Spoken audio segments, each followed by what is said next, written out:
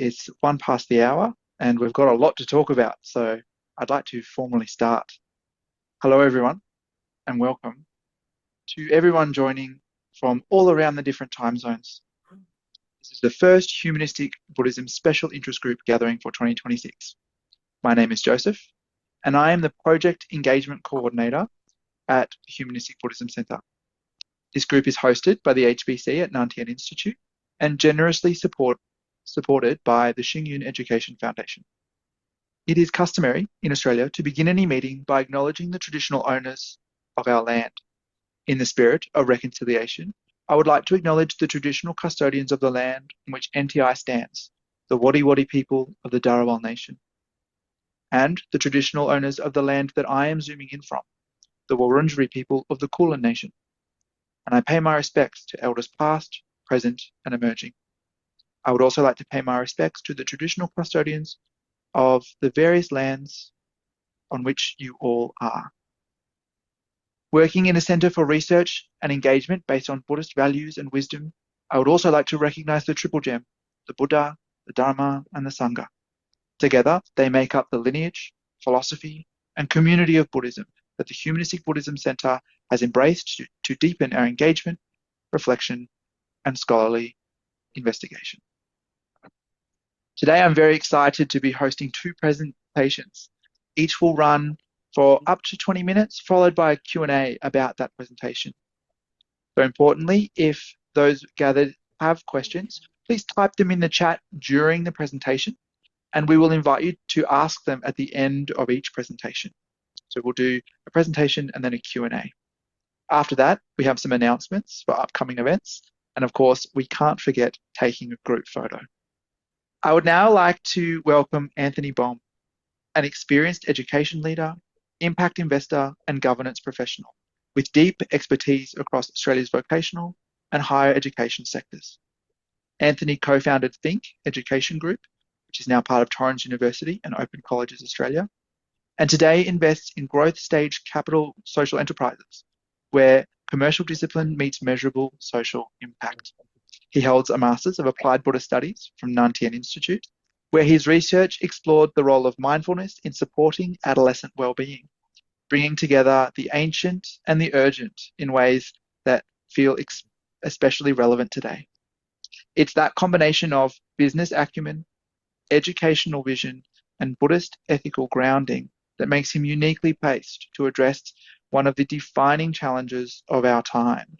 So please join me in welcoming Anthony for his talk, The Attention Economy, Buddhist Ethical Perspectives and Solutions.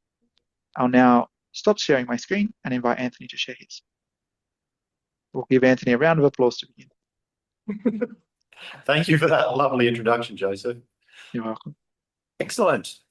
Well, thank you so much for that very kind invitation. Joseph, can you do all of my introductions? That was really good. So my talk today is on the attention economy and looking at that from a Buddhist ethical perspective. And you'll see in a minute that that draws very heavily on the work led by a diverse group under the auspices of the Humanistic Buddhism Centre in response to some work undertaken at the United Nations. But I thought to begin with a task for everybody. I want you to think about your week last week and to estimate how much time you spent on your phone each day. Just estimate, but what do you think you spent each day on your phone? 1 hour, half an hour, 4 hours? The really good thing is that you can now take out your phone, assuming that you're not using it for Zoom, and you can go into settings in an iPhone and you can go to screen time and you can get the answer to that question. Or you can go in, if you've got an Android or a Samsung, you can do the same thing and it's going to be called digital well-being. So you can now actually see what time you did spend on your device versus what you thought you did. So I wanted to start with that, and I should just make the point that this image, for those who are not in the Wollongong area, is in fact the lotus pond at the temple at the moment. I took this photo last week. So I thought it would be useful for you to maybe think about how much time you thought you spent on your phone, how much time you actually spent on your phone. And you all now know you can find the answer to that question. And to think about in both Apple and Android, you'll be able to work out where you spent your time in terms of which apps, perhaps to ask yourself why you spent the time on the apps that you did. What did you achieve? Was it wholesome or unwholesome? Did it foster well-being, suffering, or neither? Now, for those interested, I did mine, and it was 2.5 hours was the average time that I spent on a device on my device in the last week. And interestingly, when I looked at the apps, it was mostly emails. It was being in meetings and on Chrome, so browsing the web. Interestingly, I spent 2.5 hours and I don't have any social media on my phone, which is slightly concerning, although I justified in my mind that a chunk of that was on work-related things. But I think the purpose of this is to say that we have an inanimate object in our pocket that takes an enormous amount of our time. And we'll get into some of the statistics in a minute. Well, let me put it in perspective. So on average, people are spending 2 hours and 21 minutes a day on social media. 70% of adolescents spend 3 hours per day outside of school time on their device. 25% spend greater than 5 hours a day on their phone. So what that's doing is creating a massive data. That massive data is being used to fuel the attention economy. We are now harvesting attention for economic and political gain. This is probably the single biggest shift in our generation, the adoption of smartphones. And we'll see some more statistics in a minute that are pretty shocking. So unsurprisingly, the United Nations think that it's pretty important, given that this digital economy, the attention economy, is underpinned by data, to look at what guidelines they might provide countries in respect of how they govern that data. And the Humanistic Buddhism Centre was invited to provide a response, a Buddhist response. And so what I'm about to present is not my own work. It is, I had the job, together with Joseph, of pulling together the views of an esteemed panel. And so this is a very abridged version of the work that was done for that paper, which is available on the HBC website. So the important thing to start with is to say that data is driving really important innovation in health, in science, in education, social services. But the UN notes, this is from their working paper, the last sentence there: while data-driven insights harbour the potential to spur innovations and foster sustainable development, the pathway is riddled with both unparalleled prospects and formidable challenges. As a group, we decided to focus our response on the attention economy because we felt it aligned most closely with Buddhist concepts of attention, intention, and interdependence. So why does any of this matter? Firstly, digital technologies shape the things that we attend to, the information, and ultimately our behaviours. The systems, as a result of that, influence individual well-being as well as collective well-being through democracy and social cohesion. And our belief was that Buddhist philosophy offers some ethical insights that might guide how data is governed. So to put some more numbers around the size of this attention economy. So this is data from February last year, slightly different numbers than what's in the paper, but 5.2 billion users of social media. That's 64% of the world population. Just to put it in perspective, social media didn't exist before 2005. 3.4 billion people, more than half of the world's population, are on a single platform, the meta platforms, Facebook, Instagram, WhatsApp. For over 18s, it's 87% of the world's population have a social media account.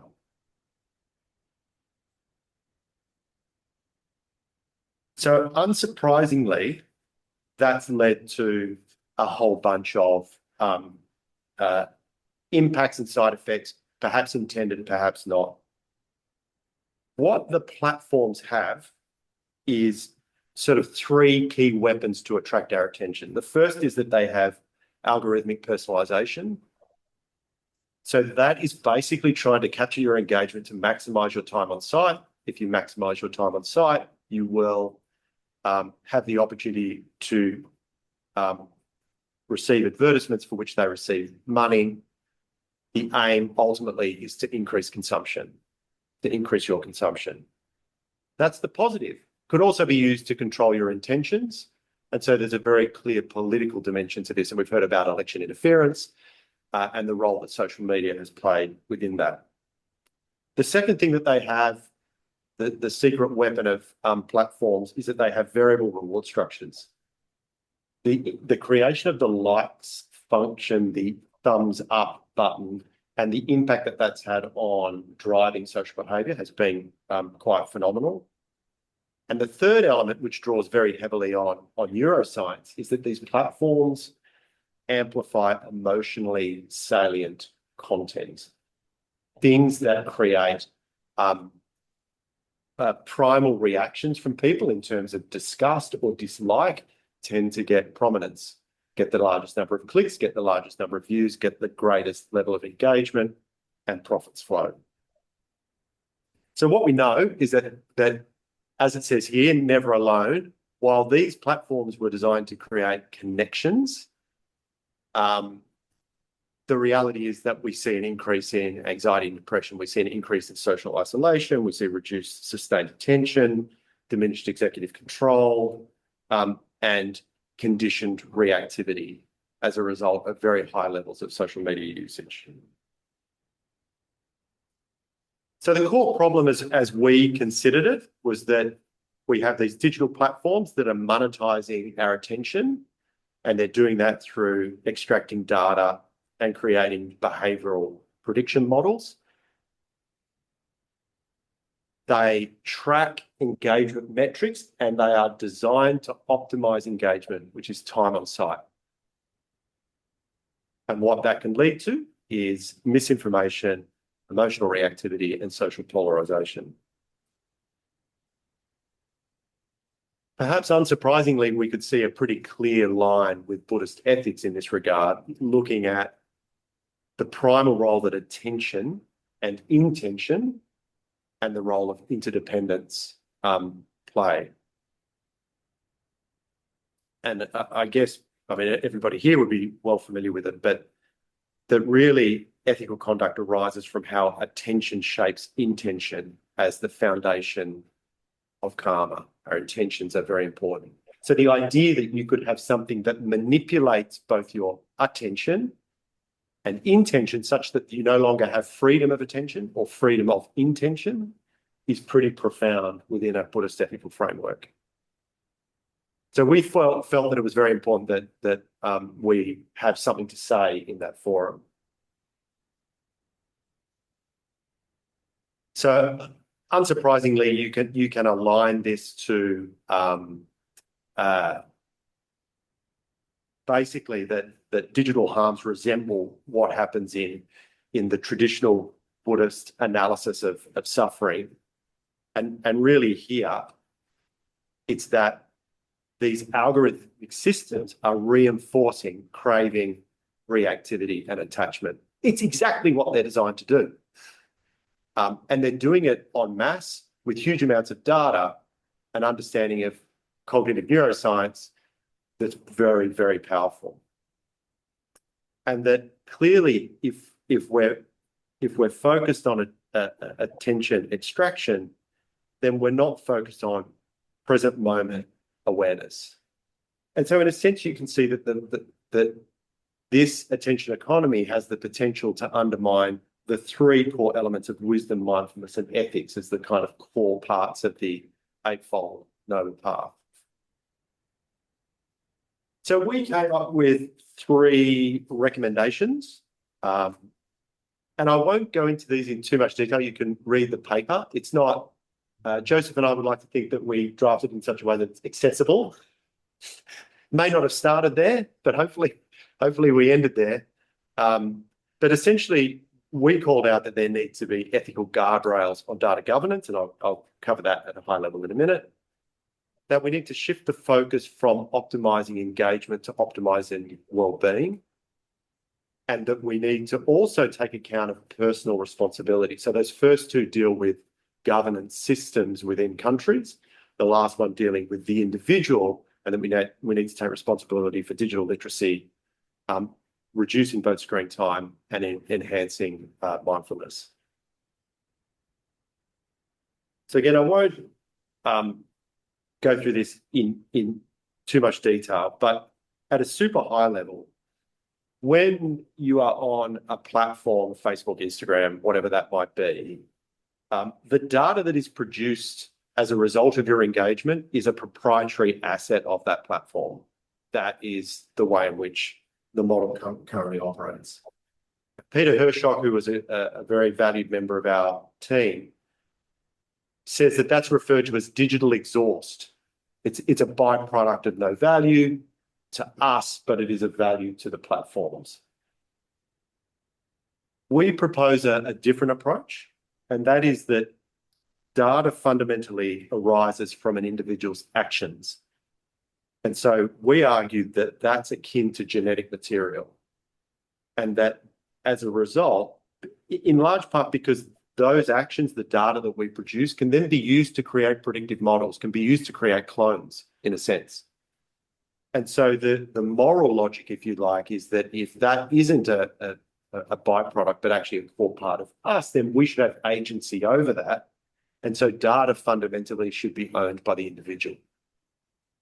If that were to come to bear, and we accepted that that was quite a bold statement to make, where the dominance of these platforms is that they own the data, we did acknowledge that the platforms could still have a right to use the data for their whatever it is that they wish to do, but that if fundamentally an individual owns their data, it gives rise to the concept of data commons or data collectives, where you could agree that your data could be used to optimize learning, to optimize health outcomes, where it could be used in a collaborative governance model that leads to social wellbeing and social benefits.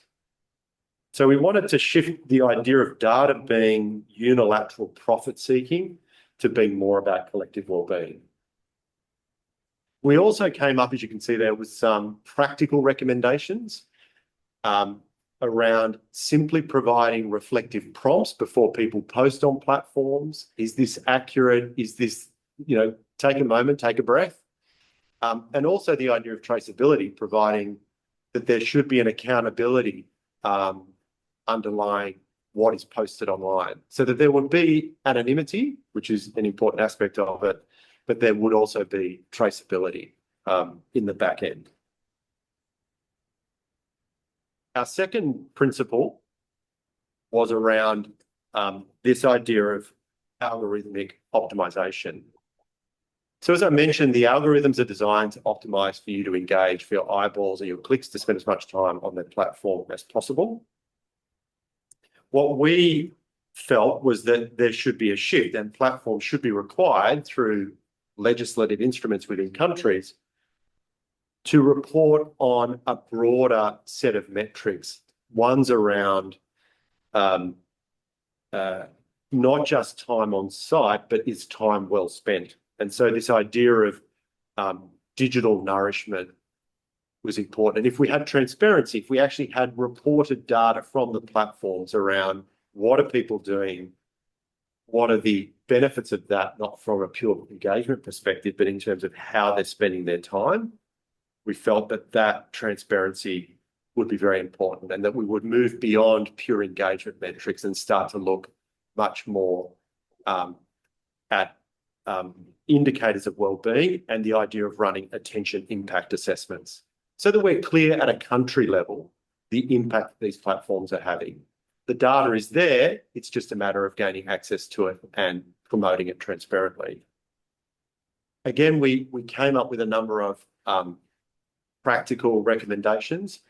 A simple one was around fact-checking, requiring platforms to undertake fact-checking. That's been politically contentious, with some of that work being deprioritized, particularly in the US. And importantly, and Stephen Hill, another valued member of the group, made a very strong argument that whatever we determine has to have local adaptation, so that it's appropriate for the local communities. So what we were proposing was one global model of shifting these algorithms, but it would be done on a local basis.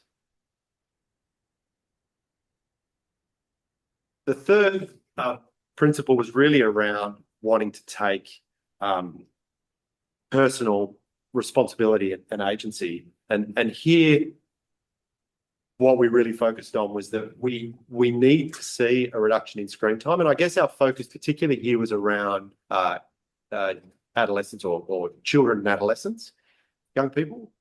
We need to see a reduction in screen time.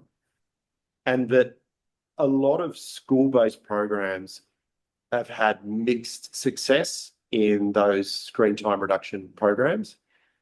And we felt that that's, and I guess my own research is now going into this very area around, it's one thing to either put in place a social media ban, which has its place, but we need to accept that children and adolescents exist in a digitally dense world, and we need to give them the skills to manage their attention and control their attention. And so our view was that you needed to integrate mindfulness and attention training as a core part of these programs delivered in schools to build digital literacy, reduce screen time, and have greater attentional control. And we felt that the third component, which is often lacking in a lot of these programs, is around how do we integrate digital ethics with that these are not where we spend our attention is not ethically neutral. That's a value judgment that's being made, and really integrating three components of a deliberate design to reduce screen time, to implement attention training, and do that in a compassion-based ethical framework would be valuable. And so, as you can see there, we came up with some practical recommendations at the same time. So the conclusion was that, and I've got to say, when I was asked by Venerable Juewei to be involved in this project, I did think to myself, what does Buddhism even have to say about data governance? I was sort of perplexed. And the more that we went through this process, the more I realized it's just actually fundamental. And this point being that data governance is not just a technical thing, it's ethical. It reflects a set of values and judgments about how we do things that is really important. And I think the feedback, I think, from the UN has been that our perspective did add something different to those that had been provided by others. Our emphasis on attention, intention, and compassion, super important. And fundamentally, we concluded that digital systems do have promise that can deliver vast benefits and innovation in a whole range of areas. And really what we've got to focus on is understanding the negative consequences of that. We need to reduce the suffering and make sure that we support human flourishing. That is the research. As I said, I'd love to claim credit for all of that, but it truly was a team effort. And particularly Peter Hershock, for those, most will probably know of Peter, is definitely a leading Buddhist philosopher, and the work of Alex, who's a postdoctoral fellow in an Australian but working in Vienna. Those two had very clear and concise views that we reflected. So thank you. Thank you, Anthony. Yeah, I'm seeing claps all across the board. Lovely. And may I also note that although it was a team effort, the drafting of the document and redrafting of comments fell squarely into one person's court, and that court was Anthony's. So while we're here, a really special thank you from the HBC and NTI for Anthony's kind of leading work. It really was leading. We have a few moments. Are there any questions for Anthony? Just as if you do, please raise your digital hand. And as an aside, I've posted a link to the full UN submission that is on the HBC's website. It's in the links in your chat now. Jody, you have the floor. That was awesome. It was good to get an overview of what the team did, and it's definitely a topic that I'm particularly interested in myself, although I hadn't come from specifically the data governance perspective. But I'm interested in what you think the introduction of, say, LLMs and the harvesting of data, say, from across the web and other sources, what that adds to this idea of data commons. I think what you're saying about, what I put into social media, for example, there's a very obvious transaction in a way taking place. But with the rise of artificial intelligence more generally, a lot of our data, whether we wanted it or not, whether we agreed to it or not, has been utilized to build out knowledge, that's accessible from everyone. And I just wonder how, like, if the group touched on that aspect of it, or if you have any thoughts on what dimension that adds to this idea of data commons and managing, our data DNA, as you put it. I'm not sure if you're going to. Yeah, I mean, I think so. I mean, we didn't specifically address the development of AI models. I mean, I guess in the sense that they're obviously heavily dependent on data. I mean, my own personal view is the pace at which AI is moving, in a sense, I think will exacerbate this problem. And my concern is that the lack of willingness on the part of governments to actually create sensible guardrails for that is kind of highly problematic. Because as you say, I mean, the ability for those platforms to now extract and manipulate data at a far greater speed than was done before, with a view of potentially driving even greater ways in which it will capture attention and intention. Like you can see it is almost like an exponentially creating the next wave of the problem. And I think there's, I've seen it with my own kids who are 15 and 17.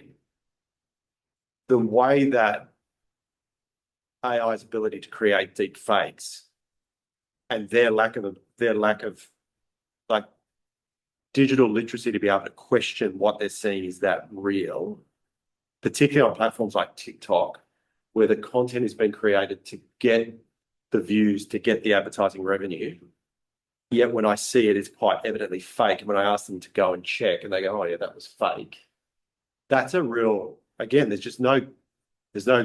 we haven't set guardrails around the use of, AI to produce what is clearly misleading or fake information. I think in my mind, it probably it kind of amplifies the problem, and even more reason for why there need to be sensible guardrails in place.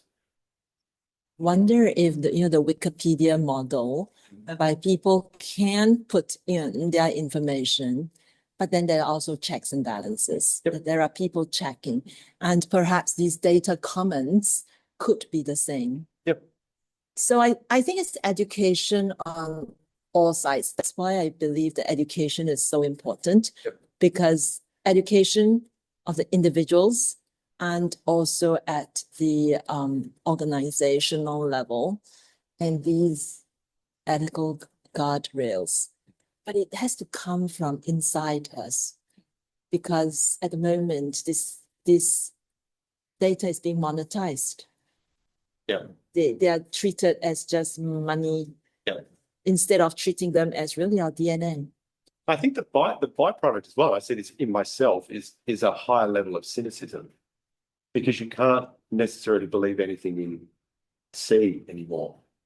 And so I think that's the other unintended consequence of this, that we become like excessively cynical, because truth is no.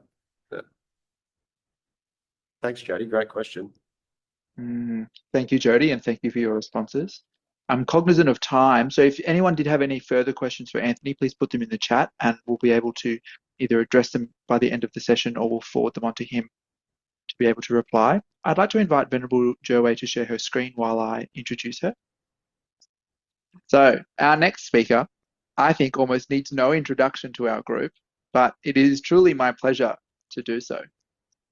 Venerable Dr. Juewei is a director of the Humanistic Buddhism Center, an associate professor, and head of program for both Applied Buddhist Studies and Humanistic Buddhism at Tien Institute. She is an ordained member of the Fo Guang Buddhist Order, and her scholarship spans Buddhist approaches to history, education and learning, economics, ethics, and poignantly, artificial intelligence. Her list of achievements in both academia and community engagement is far too long to mention, but it is clear that wherever she turns her attention, both wisdom and insight blooms. Venerable Juewei is a vital voice in our contemporary samsara. So please welcome Venerable Juewei. Join me in welcoming her, who today will speak on reframing religious propagation in the age of AI. Thank you so much, Joseph, for that introduction. As Anthony has said, we will have to engage him to introduce us in the future. He's got a permanent job now. But that aside, actually, I come here today with a very, very, very heavy heart. It's with a lot of sadness that I wish to announce a verified piece of information. This morning, I received the news that a very dear friend of the Humanistic Buddhism Center, our mentor and our contributor to the Buddhist Data Principles, Emeritus Professor Stephen Hill, has just passed away this morning. Really? I'm so sad. Very sad. It's a very sad piece of news for me in particular, because I've known him for decades. But I want to dedicate today's session to him, because one of the early books that he has written, and I feel that is so relevant for today, is that in 1988, he published a book called The Tragedy of Technology: Human Liberation versus Domination in the Late 20th Century. Stephen believes very much in humanistic values. Stephen can see through the ills of technology, but at the same time, he understands its value and its use. He has, I think, spent his life in service of humanity. He has been a great supporter of anyone who wishes to bring about the best of humankind. He has that strong faith in humanity. Stephen has also constantly, whenever he has an opportunity, to tell us the value of deep listening for the purpose of compassion. Strong supporter of compassion.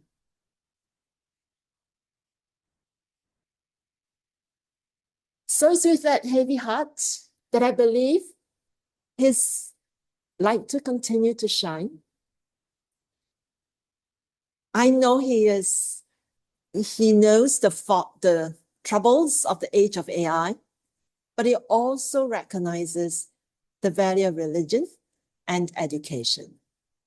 So today, I'd like to speak about how religious propagation may have to be reframed in this age of AI. I'll use Tien Institute as an example where relevant. And it's through those concrete examples I'd like to demonstrate how contemplative and ethical inquiry in higher education can help prepare Buddhist propagators. By propagators, I mean people who wish to be mindfulness teachers, who wish to be Dharma teachers, mediators, bridge builders, community leaders, anybody who wishes to be a custodian of the Dharma, who wishes to model good Buddhist practice, and anybody who wishes to build bridges in religious spaces that are impacted by AI. After this, I'd like to invite discussions on how best you believe that such religious modelers can co-create a religio-techno ecosystem that will be good for our future. Before examining AI use at NTI, I want to frame our discussion within what Alvaro Garcia Linera calls the liminal time. Linera was Bolivia's former vice president, and he argued that we are witnessing profound uncertainty as this neoliberal model that many of us are very acquainted with decays. And we see so much geo-economic protectionism emerging. But at the same time, it's liminal because no solid model has taken over the place of this capitalism that has dominated the world economy. There's global confusion. We have contradictory economic directions. We have distrust of many authoritative institutions and decay of established orders. So a new historical epoch may be upon us. And I'll borrow what Emily Durkheim, the father of sociology, terms moments of creative effervescence. Perhaps this is the time of creative effervescence. So Gen AI is a characteristic of this liminal time. It disrupts workforces. I hear again and again of undergraduates asking, will I still have a job after I graduate? And high school students going like, should I even study university now? We are questioning fundamental assumptions, while at the same time, what's threatening humanity as we know it may also now be pushing us to our boundaries to reckon with problems we've been pushing away for ages. For example, the planetary boundaries. For example, what's really in our collective consciousness? You're seeing that from the Gen AI answers. Those hallucinations are telling us what's in our collective consciousness. I think that we as propagators of humanistic Buddhism, and of good humanistic values, we have a moral responsibility to preserve humanity's foundation by fearlessly questioning and implementing countermeasures. And that's why the Buddhist data principles against all odds. I was just as surprised as you, Anthony, when a member of the UN working group came to me and asked us to put in the Buddhist voice. And my first reaction, like, what voice? We found one. And it was really team effort. It was really us learning in the process and all of us finding an accessible way to bring that to the world. So the liminal time is this transitional period. We don't know how long this will be, but I hope that during this time, NTI's education can help our students to hold the tensions while remaining creative. So the examples that I will be sharing demonstrate our continuous quest to equip students with life skills and values relevant to this transformative moment. And where relevant, I invite Elizabeth too to share what you do in your classroom that may be of help. So anyway, let me just look at what Gen AI has done to religious instruction and propagation in today's digital ecosystem. I think the triple gem of the Buddha, Dharma, and Sangha are very much threatened. Buddha bots now answer doctrinal questions. AI can generate sutras. Religious robots can perform liturgical functions.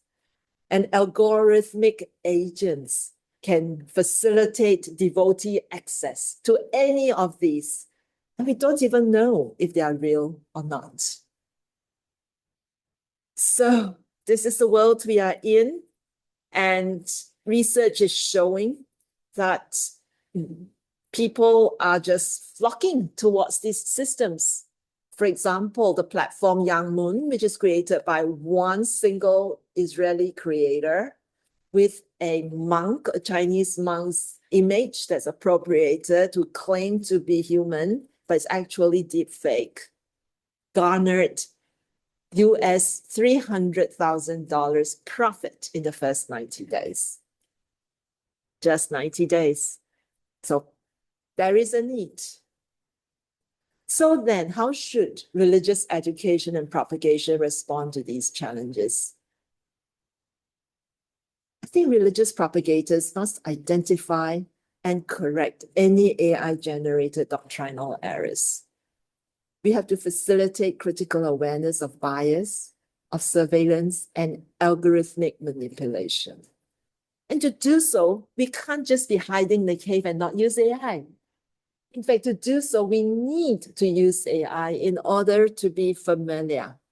But at the same time, increased pressure is on Buddhist propagators to really understand their role, their changing role, and to be super familiar with the sutras. So these interlocking roles I see are to be custodians of truth, to be modelers of practice, and to be bridge builders of communities. So one at a time. Well, I'll skip this since most of you are quite familiar with Tien Institute, but let's go to the custodians of truth. To prepare students for the Gen AI era and this religious landscape that will have many religious bots, NTI developed our very own H-bot, a chatbot searching a reliable, living global bibliography of humanistic, engaged, and applied Buddhism. Gen AI is used as a virtual learning assistant in our Humanistic Buddhism core subjects. We use this as an opportunity for students to also appreciate what it feels like to work or to curate responsible prompts, because every prompt has an ecological footprint as well. I think it allows students to constantly ask these important questions. In the Buddhism and Modern Society subjects, we're inviting students to generate book reviews using Gen AI and compare that to what would potentially be published in a journal, and whether they would know how to fact check the materials, know how to situate it in appropriate context, because these Gen AI answers are just so persuasive. Can we break through that? And can we learn to appreciate authenticity? So I think in NTI, we are trying to create subjects that do not just veer away from Gen AI, but to be able to learn how to use it productively, responsibly, as well as constructively, being custodians of the truth being modelers of practice. I think it's important that if we say mindfulness is important, we be able to model it. Otherwise, we'll find that the robot can sit there for longer than us. So how do teachers, when encounter such pressures to keep up technologically, maintain ethical standards? Pedagogically, there are risks developing dependence on machine logic before our inquiry skills mature. And there are so many dangers of losing humanistic skills. Therefore, I think together with our academic support, as friends and together with the study environment, we constantly investigate how we can build up our critical inquiry skills. We check everything to ensure that we break through hallucinations. We mature our own skills of close reading, of inference, of analysis and synthesis. And more importantly, to develop our distinct voice in our writing and not be easily persuaded to adopt an algorithmic voice instead. Because otherwise, very soon, all of us will write like AI. And that's not a world, that's not very, yeah, and that's not very creative words. So contemplative pedagogy is what we hope, slow scholarship is what we hope will counter this AI speed culture. Bridge builders of communities is extremely important. We are looking at ways for us not, you know how it is, we talk about social atomization and loneliness. So we want to bring people together in communities. But there's also danger if communities silo themselves. Therefore, we need to also bridge these communities and therefore interdisciplinary teamwork. So in NTI, we stress group work, teamwork for that reason, learning to work with others. I know it's extremely difficult, it's very time consuming, and it's probably the last thing you want to do, but I think all the more we need to do it. Yeah. So we couldn't have written that paper if we had tried it alone. No. Definitely it was because we were a team. Yes. And of course, we've got great talents on the team and so dedicated. But that is important, that we are able to build bridges. I would not have been able to answer to that call. I can't write, I can't think, I can't do any of this. But thankfully, as a team, we did it. And all I need to do was generate the executive summary. That I was good at. So let's be clear. There are many, many risks ahead of us. What I'm putting up here is only a means for us to think about what we can do. I think within NTI, we're now generating our own, we're coming together our own writing communities to experience what our students are going through ourselves, but also at the same time, recognizing the need for contemplation, the need to break away. Because like I've heard this being said to Catholic universities that they are great laboratories of hope, engaging with wisdom and creativity. So therefore, I think we as a Buddhist informed institution of higher learning are definitely these great laboratories of hope. And that we too will be able to bring about that wisdom and innovation or creativity. But I know that wisdom and innovation are like the keywords of our current president, Professor Alistair Noble. And an educational theorist, Jimon George, argues that in the AI age, higher education's mission has never been more important, not by holding old structures, but by redefining itself as an epicenter of ethical AI innovation and human-centered learning. So just like Anthony, I want to say that this liminal period, let's recognize the tension, also recognize the extraordinary opportunity for us to innovate, to make quantum leaps towards the social change that should have come about earlier. I think we've been pushing a lot of these problems back. Now, no choice. We either solve those common problems or we are all going to fall down that cliff. But I love this metaphor of my late teacher, Venerable Master Shen Yuan, who says that, once upon a time I went up to him and I said, "Oh, I'm so sorry, teacher. I've invited all these reporters and journalists to come and interview you. And I know they will be asking you very difficult questions and nothing to do with Buddhism usually." And he said he loves it because he likes being pushed to the edge of a cliff and watch himself soar. So let's all watch ourselves as a human race soar in the face of AI. Thank you. Thank you. Please join me in welcoming. Oh, sorry, thanking Juewei. And I think before anything else, I'd like to invite a moment of silence and reflection for the heavy news of Stephen Hill's passing.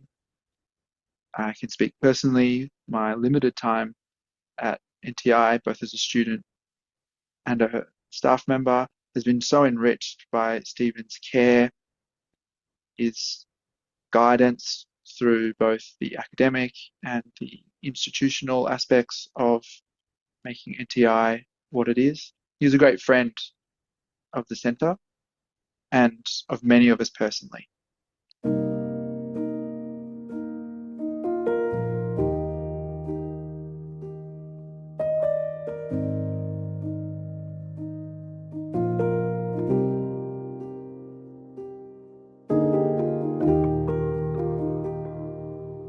Thank you for sharing in that brief moment, and perhaps an invitation to hug your loved ones. We're here not for as long as we want to be, that's for sure. And even on that somber note, I would like to very much thank both of our presenters, Venerable Juewei and Anthony. Together, they've shown us how versatile and alive humanistic Buddhism is. This is a living tradition with real answers to contemporary problems. We have a reminder here that there's so much more to explore. And I think that that is a very important calling that we can take from both of these presentations. It's one thing to sit back, but it is the humanistic Buddhism of Venerable Master Xing Yun and of humanity to lean forward, to pick up and to do. And now for some short announcements before the end of the hour. If what's been shared in this conversation has sparked something in you, curiosity, a question, a sense that you would like to go deeper, there's never been a better time to join NTI, because Tien Institute is now offering class audits, which I'm describing as all of the depth with none of the deadlines. Auditing a class involves the full richness of NTI learning. It's all the discussions, the ideas in the community, without the pressure of formal assessment. It is a beautiful way to learn just for the joy of it. And so I'll be sharing some links in the chat in a moment. And if you are interested, please reach out to the QR code or the email address that's listed on the slide there.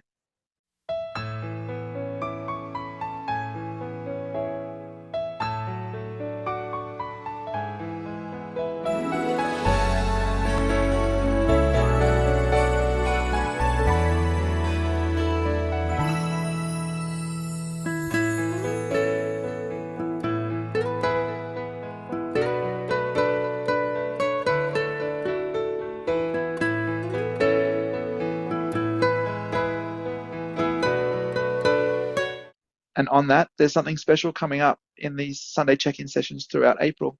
The entire month will be dedicated to exploring the light transmission record of Venerable Master Xing, a soon-to-be published compilation of teachings on humanistic Buddhism as advanced by Venerable Master Xing. All 4 members of the HBC team will be presenting and unpacking what this remarkable text is and how its wisdom can help us live fuller and more meaningful lives. So, an extra invitation to please join us each Sunday in April at 11 a.m. And finally, this is the first of 3 special interest groups meetings for 2026. We are putting out a call for people who are interested in presenting their work at one of these sessions. So if you have an academic piece of work or presentation that you'd like to share with the group, please reach out to us at hbc@nantien.edu.au. If you've got work to share, we'd love to hear about it. And with that, right on time, I would like to conclude. Thank you all for coming to this session. It's been a very meaningful, moving, and thought-provoking session. Thank Thanks, you. Joseph. Thank you, Joseph. And thank you everyone for being here.